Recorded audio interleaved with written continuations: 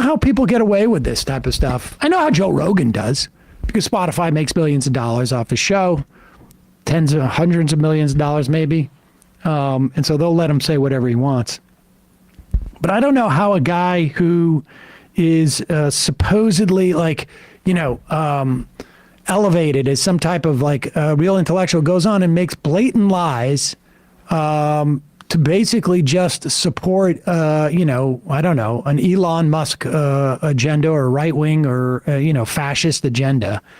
That DEI is destroying everything. This is really along the lines of like, I'm afraid to fly because if my pilot's a black person or a woman or something, and they probably don't deserve to be there. Yeah. Here is this guy, Jonathan Haidt. Yeah, so if you have a friend that maybe is kind of like a centrist Democrat, they've probably recommended a Jonathan Haidt book to you at one point in your life. He is one of the kind of public pseudo-intellectuals most associated with Jordan Peterson as well. Just like a bit of pop psychology for the public. Not as on his face kind of problematic in terms of being like a Jordan Peterson type, but I feel like he might be filling a vacuum here since the rest of the IDW has kind of crumbled. And get ready with a search function after this so that we can actually test out his proposition. So many people think that we're now at the singularity. We're at the point at which things are changing so fast that we just can't even understand them. And we haven't yet mentioned the word AI. Right. Now you bring in AI, and of course, AI could unlock extraordinary material progress. Mark Andreessen has been arguing that. But as a social scientist, I fear it's going to give us material progress and sociological chaos. It's going to be used in ways that... Pause it for 1 second. Now, okay, there's nothing, put aside some of the hype associated with this. Do I think it's going to create chaos? I certainly think there's room for chaos because you can create fake versions of something I said. Now, it's not going to create chaos if there's a fake version of me saying something out there horrible. But you could easily do that with Joe Biden. You could do that with Donald Trump. Mm-hmm. You could do that with government, officials. You could do that with foreign leaders, et cetera, that kind of chaos. Also, it could kick a lot of people out of work in a pace in which we don't necessarily have the ability to sort of adapt as a society. And it could also just run amok a little bit. Or it could be controlled by people like Mark Andreessen, who he cited, who are colonialism apologizing venture capitalists who are have racist attitudes towards, say, India. Right. But the argument is that we need to make sure that it gets into the right hands is what he's talking about here.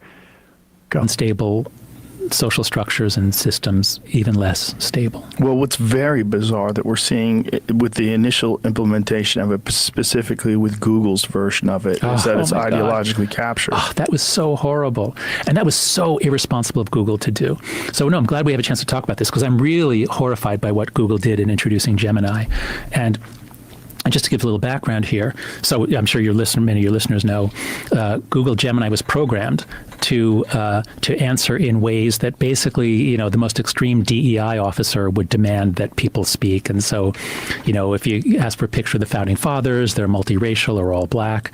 This is just Nazi soldiers. Not even Nazis had to be multiracial or black. So there's two things to say. Pause it. This is just absurd. Yeah. It's just absurd.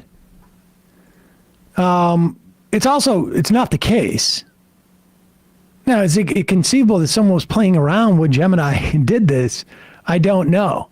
But the idea that spreading this notion that DEI is infecting artificial intelligence, one, it puts the lie right on the table that this is artificial intelligence. Because if it was actual intelligence generated by itself, someone wouldn't have the ability or the need to construct what its answers are. Yeah.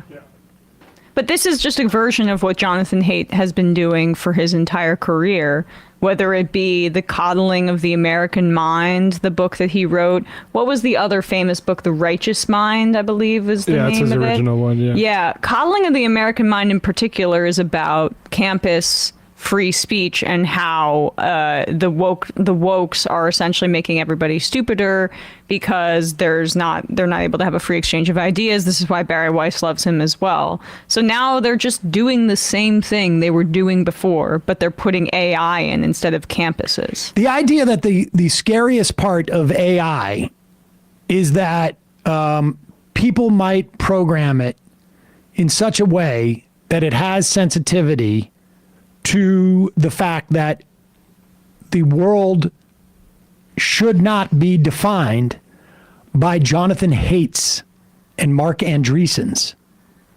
And to be clear, I doubt the Google people were also sort of like saying like, there should be an attitude of eat the rich. With That's the thing is like, I remember these AI chatbots, and one was like 5 years ago, really embarrassed the creators because it started praising Hitler. And it's like, yeah, the people who create these things try to put in guardrails so they don't embarrass the project so they can keep getting investor cash. Because all they're doing is hoovering up stuff that they find online, and it just so happens like reality is not necessarily a function of the loudest and most determined group of people. Yeah. Or even what can be in a database online. Exactly. Actually. There's a wider reality even than that, And so they try and put safeguards into it, but it also like puts to the lie like this isn't art. This isn't intelligence. It is. It is given specific sort of like patterns in which to respond to.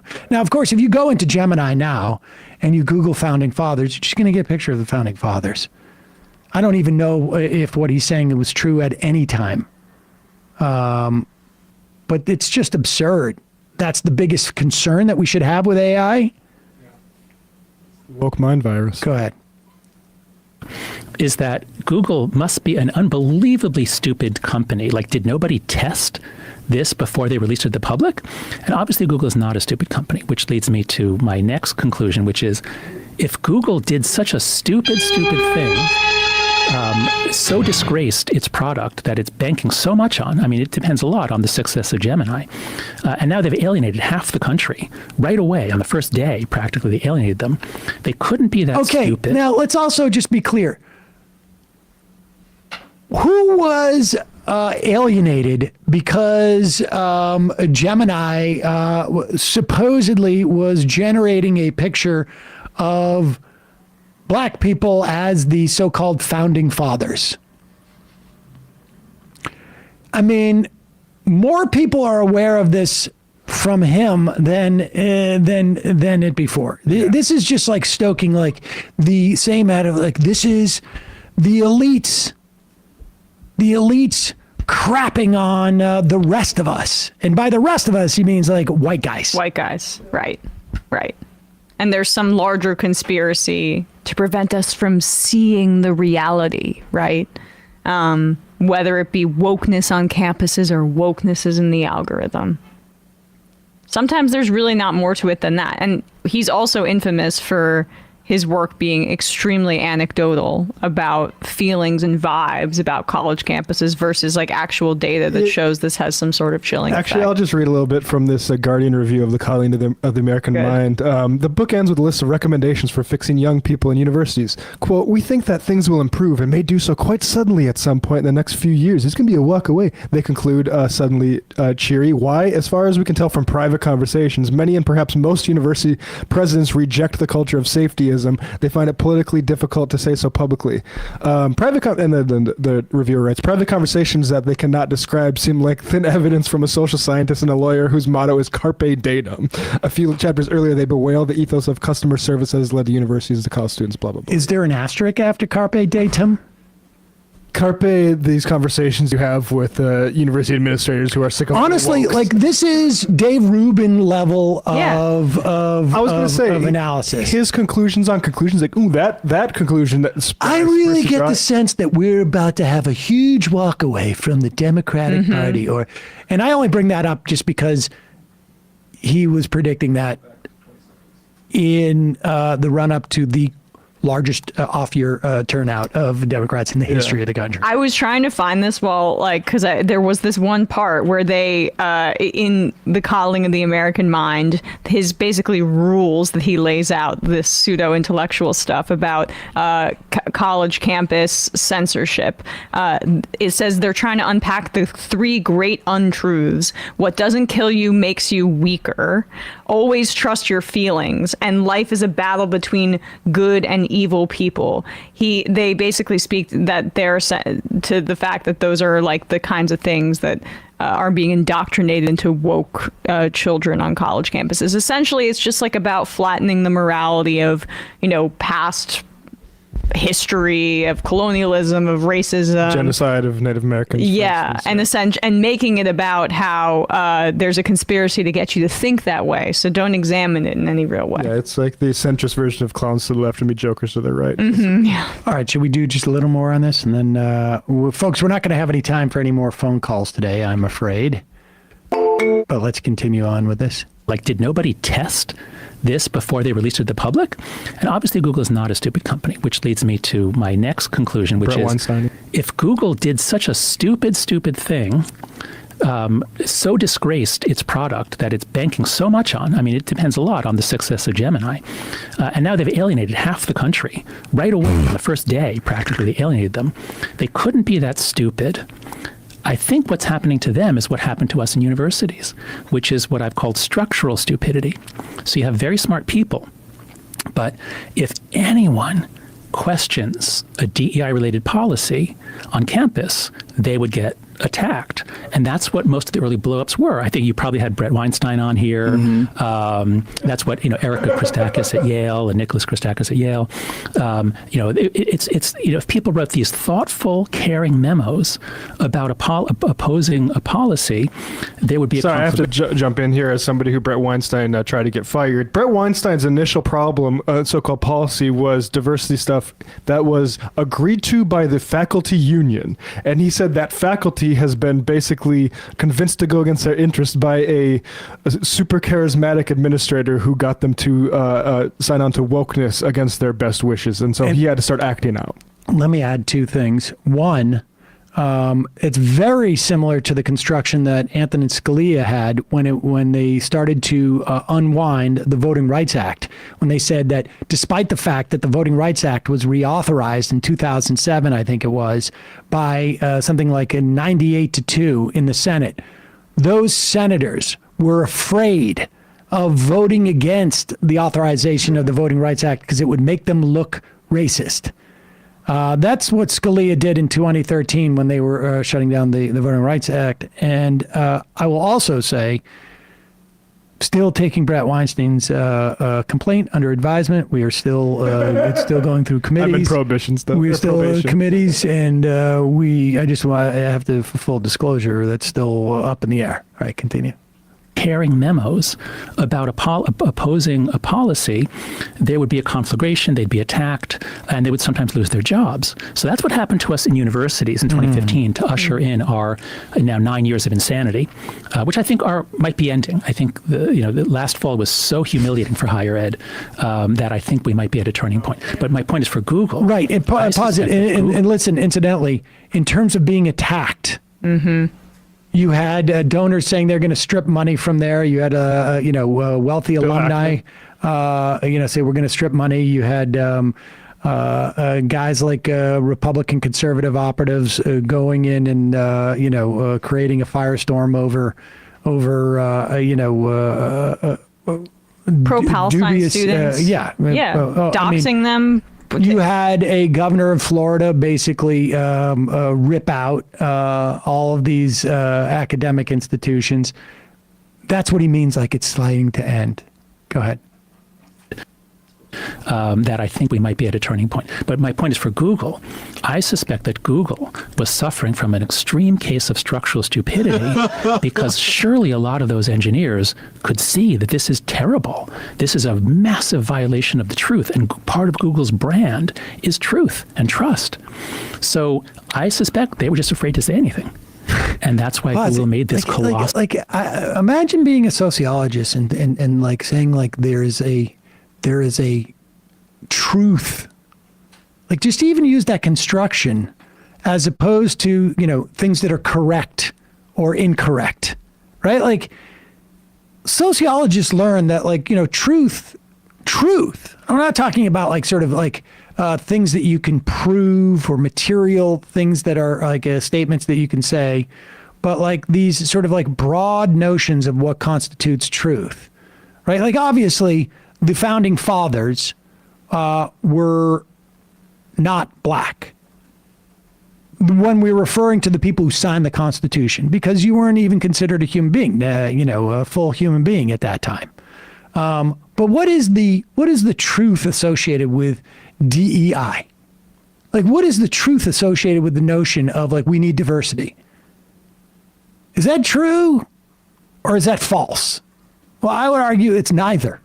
It is a decision that we make as a society that is in response to decisions that have been made in society for years and years before it, which is that for a long time in this country, in this society, there were large swaths of people that we did not allow to participate in various aspects in our society. Maybe it was power. Maybe it was ability to have their own credit card. Maybe it was the ability to vote. Maybe it was the ability to get educated. Maybe it was to be represented in culture. I mean, on and on and on. And every time we hear one of these guys, and it's almost always guys, and it's almost always older guys, complain about the emergence of a different set of like norms, essentially. This is what it looks like. All those people who were complaining 6 months ago, 8 months ago, 10 months ago about silencing on campuses and blah, blah, blah. And when it comes to Israel-Palestine, well, it's a completely different story. Yep. Completely different story. This is what he was doing. He quote tweeted approvingly Bill Ackman's clip of Stefanik going after the head presidents of Harvard, MIT, and Penn, and said, "What offends me is that since 2015, universities have been so quick to punish, quote, microaggressions, including statements intended to be kind. If even one person said from a favored group took offense, the presidents are now saying, quote, Jews are not a favored group, so offending or threatening Jews is not so bad. For Jews, it all depends on the context." And so, yeah, I mean, it's just absurd. I mean, it's just absurd. It's so hypocritical, but that's not. It's worse than hypocritical because even if there was not the obvious hypocrisy, which there is, it is all BS. There's no doubt that there's excesses in DEI. Like there's excesses in everything in our society. There's no movement. There's no policy. There's